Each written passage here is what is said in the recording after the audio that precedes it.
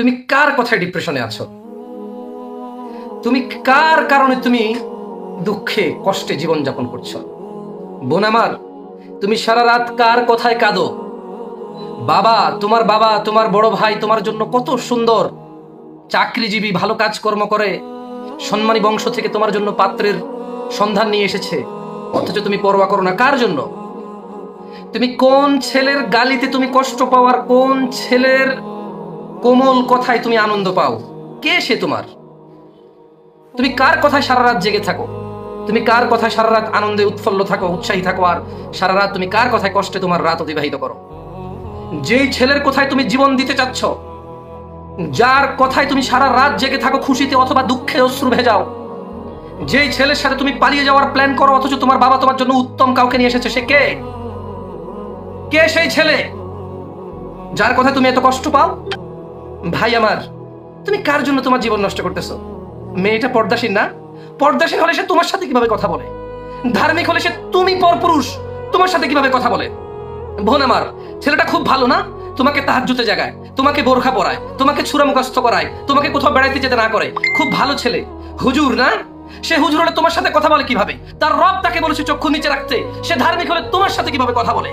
তোমাকে বোরখা পরার নসিহত কে করে? তোমার বাবা মরে গেছে, তোমার বাবা তোমাকে বলে না? তোমার ভাই তোমাকে বলে না? তুমি ইন্টারনেটের মধ্যে কোনো হুজুর, মোল্লা, মুন্সির বক্তব্য শোনো না? তুমি কোনো বই, পুস্তকের লাইব্রেরিতে কোনো বই পাও না? তোমার ঘরে কোরআনুল কারীম নেই? তুমি সূরা নূরের 24 নম্বর সূরার 31 নম্বর আয়াত তুমি পড়ো না? যেখানে তোমার রব তোমাকে সুস্পষ্ট ভাষায় বলে দিয়েছে, ওয়াকুল লিল মুমিনাত ইয়াগুদুদনা মিন আবসারিহিন্না ওয়া ইয়াহফাযনা ফুরুজাহুন্না। যেখানে তোমার রব বোন তোমাকে সুস্পষ্টভাবে বলেছে, আর মুমিন নারীদেরকে বলে দিন তারা যেন তাদের দৃষ্টিকে সংযত করে। ভাই আমার, এ কেমন পর্দাসীন মহিলা যে তোমার সাথে কথা বলে, তোমার ফোন রিসিভ করে, তোমাকে ছবি পাঠায়, তোমাকে বিয়ে করবে বলে বাবা মায়ের কথা অমান্য করে? সে কেমন পর্দাসীন মহিলা যেই মহিলাকে তার রব বলেছে চক্ষুকে, দৃষ্টিকে সংযত করতে, লজ্জাস্থানের হেফাজত করতে, তাদের সৌন্দর্যকে যাতে তারা প্রকাশ না করে, তোমাকে সে ছবি পাঠায়? কিভাবে সে পর্দাসীন? ভাই আমার, তুমি কার কথা সারা রাত জেগে থাকো? কার কথা তুমি সিগারেট খেয়ে তোমার জীবন নষ্ট করছো? কার দুঃখে তুমি মদ পান করো? সে কে?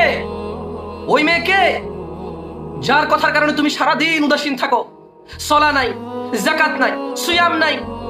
সে মেয়ে কে যাকে পাওয়ার জন্য তুমি সলাত আদায় করতেছো, মাজারে তাইয়ার মধ্যে তুমি টাকা দান করতেছো, তুমি তাবিজ দিচ্ছ, তুমি কুফরি করতেছো? সে মেয়ে কে? তোমার মা, তোমার বোন, তোমার ফুফি, তোমার খালা, তোমার আপন চাচি যে তোমার চাচার ঘরে এখনো আছে? তালাক দিলে বিয়ে করা যায় সেটা ভিন্ন কথা, যে এখনো স্টিল তোমার আছে। তোমার আপন ভাতিজি, তোমার আপন ভাগ্নে, কার কথায় তুমি ডিপ্রেশনে আছো? হইসি যার জন্য তুমি সালাত আদায় করতেছো, তারপরে সে মেয়ে তোমাকে আই হেট ইউ বলে দিলে তুমি সালাত ছেড়ে দিচ্ছ, মদ খাওয়া শুরু করে দিচ্ছ, ধূমপান শুরু করে দিচ্ছ, গাঁজা খাওয়া শুরু করে দিচ্ছ। কে সে যার কথায় তুমি এত ডিপ্রেশনে থাকো? সে ধার্মিক না? সে ছেলে ধার্মিক, তুমি নাকি ধার্মিকা? সে নাকি ধার্মিক? আরে কিসের ধার্মিক, কিসের ধার্মিকা?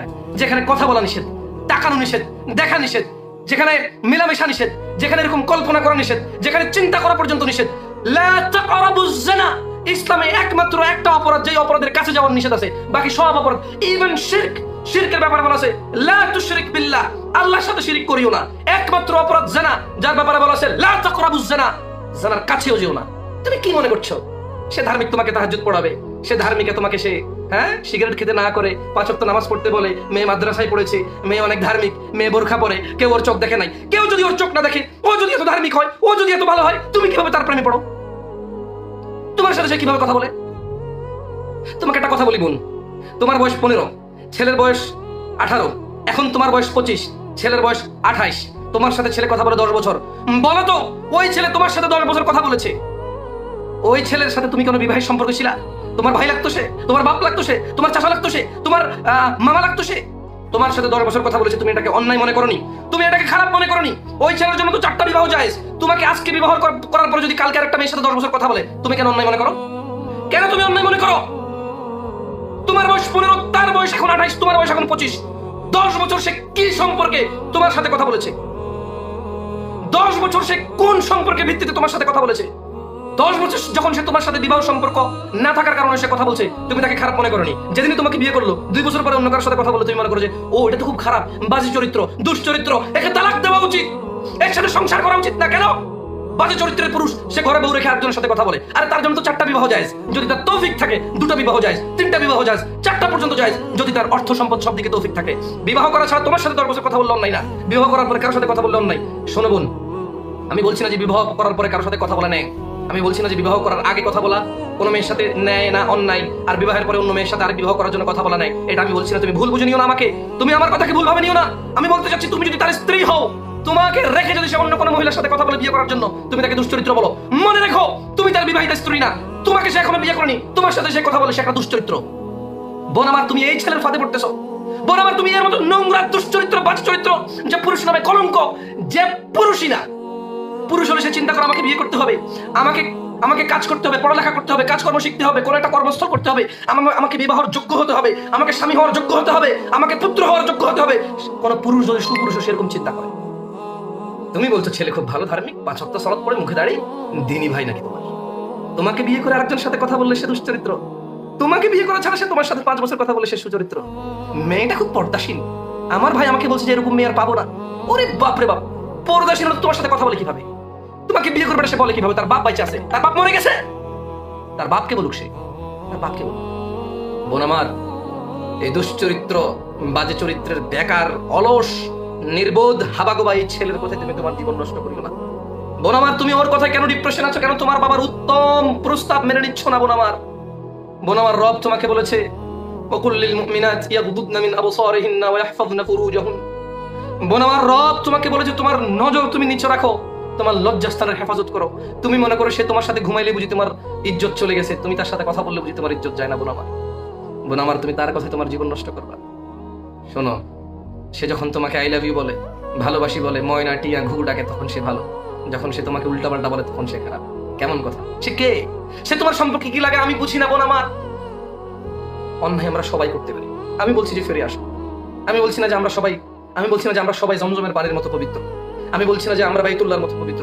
আমি বলছি না যে আমরা কোরআনুল কারীমের মতো পবিত্র। আমি বলছি না আমরা রাসূলুল্লাহ সাল্লাল্লাহু আলাইহি ওয়াসাল্লামের ঈমানের মতো পবিত্র। আমি বলছি না যে আমরা ইসলাম হকের মতো আমরা পবিত্র। আমি বলছি যে আমরা সবাই অপরাধী।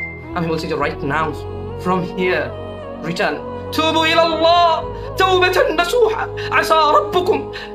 তোমরা ফিরে আসো, তাওবাতান নাসুহা, একনিষ্ঠভাবে ফিরে আসো। যে যেখানে আছো স্টপ করো, ব্রেক করো।